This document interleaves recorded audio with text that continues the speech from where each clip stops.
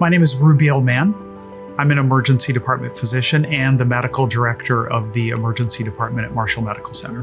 When you look at the subset of patients that come to the emergency department with a behavioral health crisis, there's a lot that comes into play with that subset of patients. Those patients often turn to the emergency department for help because they're in a crisis that they cannot manage at home. It can be a quite chaotic experience. There are 3 particular rooms that we utilize for that purpose. Oftentimes coming to the emergency room can be a scary or even traumatic experience. So these are our current rooms. This is what it looks like. If you come in for a behavioral health crisis, we are going to place you in here with limited equipment for everybody's safety.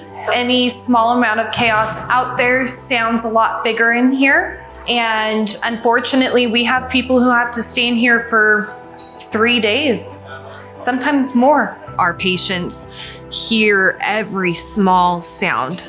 An emergency room is already very loud. When you walk into those rooms, you're hearing everything magnified. You're hearing this constant sense of chaos. Oftentimes we have patients who are insecure or experiencing paranoia, and they believe that the noises that they're hearing are noises that are talking about them. So we are watching somebody's symptoms be exacerbated simply by them coming into the hospital where they were supposed to seek help.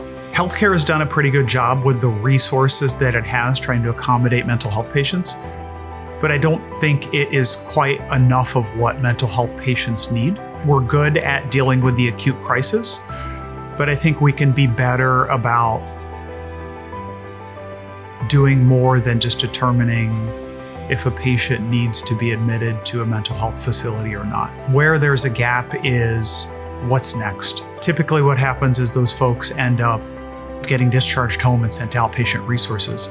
Oftentimes there's a gap there of when they can get into those facilities and how long that takes and what do they do between when they leave here and when they get there. Without a therapeutic space to place these patients, we are likely going to contribute to the increase in numbers of people requiring inpatient psychiatric stays and likely cause them to decompensate to the point that they require treatment that they might not have needed in the beginning.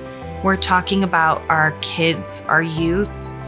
We're talking about parents. We're talking about our aging population.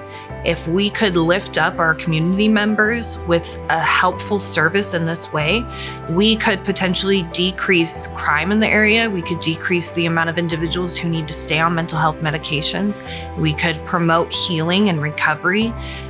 There are so many incredible things that could come from having this space locally available to serve our community.